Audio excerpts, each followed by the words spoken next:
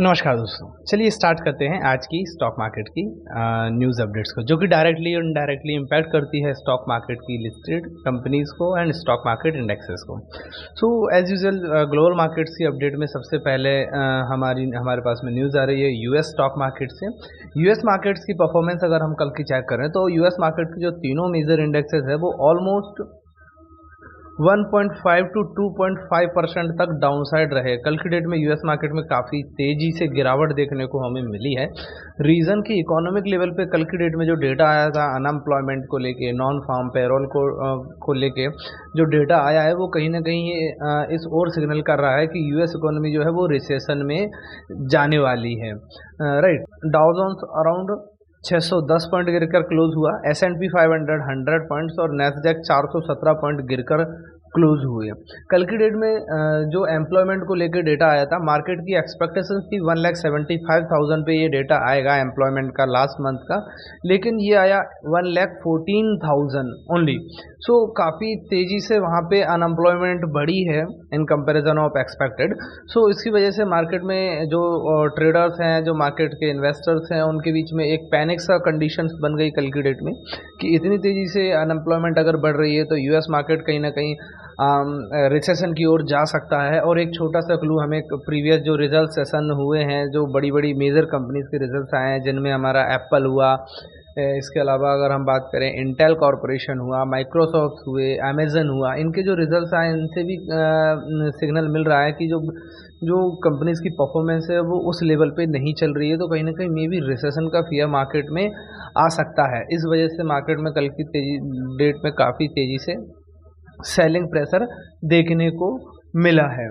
And साथ ही साथ अगर हम यूएस मार्केट के साथ यूरोपियन मार्केट की भी बात करें तो यूरोपियन मार्केट भी almost British market 1.3%, France market 1.7% and German market 2.4% तक डाउनसाइड रहे। रीज़न यूएस इकोनॉमी से इनका जो लिंकेज है वो काफ़ी क्लोज है इकोनॉमिक और पॉलिटिकली लेवल पर।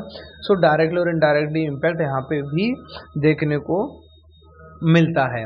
नेक्स्ट न्यूज़ अपडेट की अगर हम बात करें तो वो आ रही है एप्पल कंपनी की ओर से। एप्पल कंपनी ने जो इंडिया के अंदर अपने प्रोडक्शन स्टार्ट किए हैं, तो और एप्पल कंपनी की सेल्स को लेकर आ रहा है। एप्पल की जो क्वार्टर 1 की सेल्स है वो ऑल टाइम हाई पर तो है, बट उतनी उस लेवल पे नहीं है जितनी मार्केट ने एक्सपेक्ट किया था। इसकी वजह से सेल्स में परफॉर्मेंस देखने को हमें नहीं मिली थी। बट इसके लिए एक पॉजिटिव न्यूज़ यहाँ पे ये रही है कि अभी तक जो एप्पल है उनकी सेल्स चाइनीज़ मार्केट में काफ़ी ज़्यादा आती थी, या चाइनीज़ मार्केट का कंट्रीब्यूशन कंपनी की ओवरऑल सेल्स में काफ़ी बड़ा इनका कंट्रीब्यूशन था। बट जिस तरह से यूएस और चाइना के बीच में इकोनॉमिक जो टाइज है वो कहीं ना कहीं थोड़ा सा कम हो रहे हैं, ट्रेड वॉर लाइक सिचुएशंस चल रही हैं, राइट, तो उस वजह से चाइना ने एप्पल के ऊपर काफ़ी ज़्यादा कर्व्स लगाए हैं, जिसकी वजह से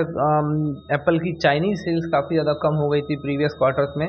सो वहाँ पे डाउनफॉल देखने को मिला था। लेकिन अभी जो लेटेस्ट क्वार्टरली रिजल्ट्स आए हैं उनमें हमें देखने को मिला है कि इंडिया के साथ ही साथ समथिंग 2 दर्जन से अधिक कंट्रीज़ हैं जहाँ पे इनकी जो सेल्स है काफ़ी तेज़ी से बढ़ी है।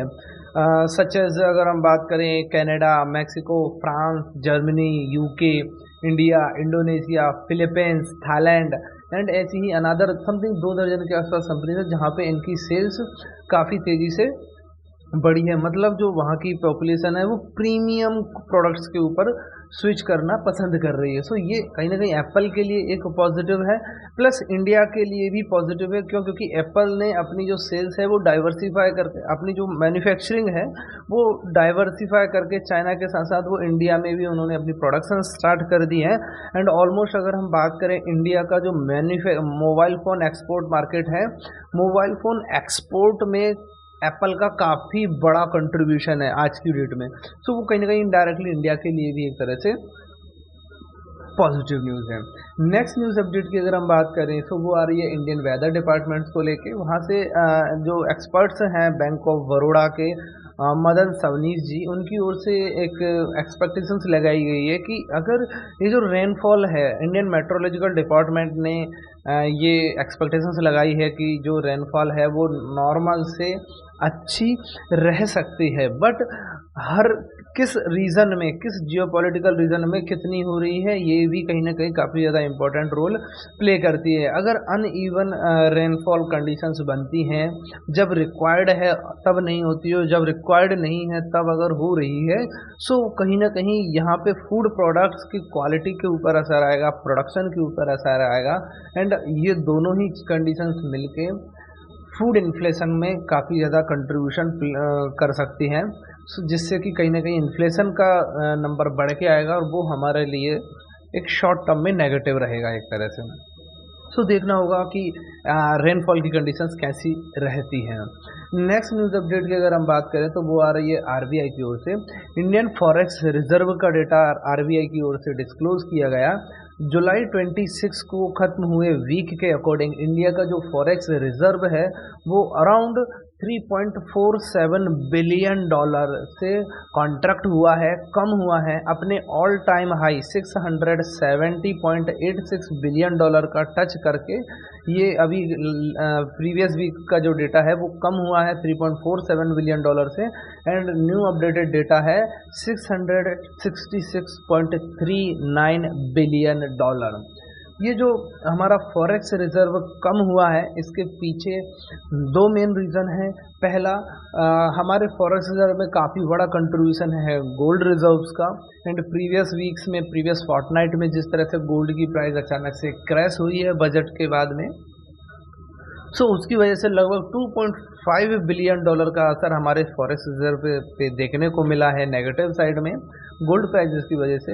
एंड सेकंड, हमारी currency fluctuations, currency market, forex market में करेंसी की जो प्राइजेस थी उनको स्टेबल रखने के लिए अराउंड 1.5 बिलियन डॉलर के आसपास तक का उसमें हमें एक्स्ट्रा खर्चा हुआ है, जिसकी वजह से हमारा जो फॉरेक्स रिजर्व है वो अल्टीमेटली 3.47 बिलियन डॉलर से कॉन्ट्रैक्ट हुआ है।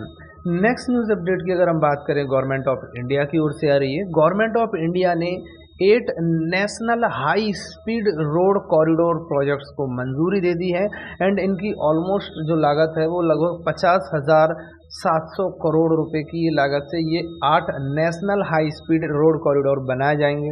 सो इससे कहीं ना कहीं इंडियन इकोनॉमी का जो इंफ्रास्ट्रक्चर सेक्टर है उसको बूस्ट मिलेगा, वो कंपनियां जो इंफ्रास्ट्रक्चर सेक्टर में वर्क करती हैं उनको बूस्ट मिलेगा, एंड डायरेक्टली इनडायरेक्टली इससे लगभग 4 से लेकर 4.5 करोड़ न्यू डायरेक्ट और इनडायरेक्ट एम्प्लॉयमेंट इससे जनरेट हो सकती है। सो हमारी एम्प्लॉयमेंट कंडीशंस भी सुधरेंगी। इसी के साथ साथ अयोध्या में 8 लेन का जो बाईपास है, लगभग 4,000 करोड़ की लागत से 8 लेन रिंग रोड बाईपास भी कंस्ट्रक्ट किया जाएगा।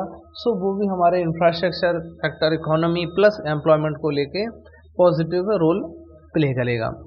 नेक्स्ट न्यूज़ अपडेट की अगर हम बात करें तो वो आ रही है हिंदुस्तान जिंक की ओर से। हिंदुस्तान जिंक इंडिया के अंदर zinc production and zinc sales में काफ़ी बड़ा रोल प्ले करता है, एंड इन्होंने जो यूएस बेस्ड एक कंपनी है उनके साथ में टाई अप किया है इंडिया के अंदर बैटरी प्लांट सेटअप करने के लिए, जिसमें जिंक का सप्लाई इनकी ओर से किया जाएगा। तो कहीं ना कहीं इनके बिजनेस के लिए, हिंदुस्तान जिंक के बिजनेस के लिए पर्सपेक्टिव से काफ़ी ज़्यादा पॉजिटिव है कि ये बैटरी मैन्युफैक्चरिंग में भी यूएस कंपनी के साथ में डेब्यू कर रहे हैं। नेक्स्ट न्यूज़ अपडेट आ रही है वो आ रही है डिलीवरी की ओर से। डिलीवरी के जो सीईओ हैं साहिल बरुआ जी, इन्होंने कंपनी के एक्सपांसन के लिए, कंपनी के ग्रोथ प्रॉस्पेक्ट्स को लेके न्यू प्लान्स कुछ डिस्क्लोज किए हैं। यहाँ पे ये बता रहे हैं कि कंपनी जो है वो न्यू डार्क स्टोर सेटअप करेंगी, जहाँ पे जो ई कॉमर्स वेबसाइट है उनको हेल्प मिलेगी क्विक डिलीवरी करने के लिए अपने ऑनलाइन ऑर्डर्स की, जिससे कि कहीं ना कहीं डिलीवरी की बिजनेस प्रोफाइल जो है वो बढ़ सकती है, बिजनेस प्रॉस्पेक्ट्स बढ़ेंगे। सो कंपनी के लिए लॉन्ग टर्म में एक तरह से पोस्ट। नेक्स्ट न्यूज़ अपडेट की अगर हम बात करें सो वो आ रही है रूरल जॉब की कंडीशंस को लेके। मनी कंट्रोल पे कल की डेट में एक न्यूज़ डिस्क्लोज की गई जहाँ पे ये बता रहे हैं कि जो रूरल जॉब की कंडीशन है या जो एग्रीकल्चर सेक्टर में जो हमारा एम्प्लॉयमेंट है वो पिछले 17 साल के हाईएस्ट लेवल पे पहुंच गया है। मतलब लोग अभी जो इंडियन पॉपुलेशन है वो कहीं ना कहीं जो अर्बन सेक्टर है वहाँ पे, अर्बन जो शहरी क्षेत्र है वहाँ पे जॉब्स की कंडीशंस को लेके अगर उतनी फुलफिल नहीं है तो वो वापस अपने गांव की ओर लौट रहे हैं और अपने एग्रीकल्चर सेक्टर में, फिशिंग सेक्टर में एंड फिशरीज सेक्टर में अपनी एम्प्लॉयमेंट की तलाश कर रहे हैं। एंड ये जो एग्रीकल्चर सेक्टर है करंट स्टेटस में इंडिया का सबसे बड़ा एम्प्लॉयमेंट प्रोवाइडर है। एंड अगेन पिछले 17 साल के हाईएस्ट लेवल पे ये डेटा आया है। जो लोग एग्रीकल्चर सेक्टर में एम्प्लॉयड हैं तो वो कहीं ना कहीं एम्प्लॉयमेंट की कंडीशन सुधर रही है, बट साथ ही साथ ये हमारे लिए थोड़ा सा नेगेटिव भी इसलिए है कि हमारा जो शहरी क्षेत्र है वो इन लोगों की जो डिमांड को फुलफिल नहीं कर पा रहा है, तो मजबूरन इनको वापस से गांव की ओर लौटना पड़ रहा है। नेक्स्ट अगर हम नेक्स्ट न्यूज़ और आज की हमारी फाइनल न्यूज़ अपडेट है क्वार्टर वन के रिजल्ट्स को लेके। सो आज की डेट में क्वार्टर वन के जो फाइनेंशियल रिजल्ट्स आने वाले हैं उनमें state bank of India, Divi's laboratory, bank of India, Amara Raja batteries, CDSL, FLA India, Capri global capital, JK tyre and industries and ऐसी ही अनदर 42 कंपनीज के रिजल्ट्स आज की डेट में आने वाले हैं। सो हम उनको यहाँ पे चेक कर सकते हैं किस तरह से उनके फाइनेंशियल्स आ रहे हैं, किस तरह से उनकी बिजनेस ग्रोथ हो रही है, फ्यूचर प्रोस्पेक्ट किस तरह से ग्रोथ हो रही है, जिसको हम फोकस करके mid to long term investment के लिए उनको कंसीडर कर सकते हैं। सो फ्रेंड्स, यही थी आज की मेजर न्यूज़ अपडेट। चलिए मिलते हैं कल की न्यूज़ के साथ।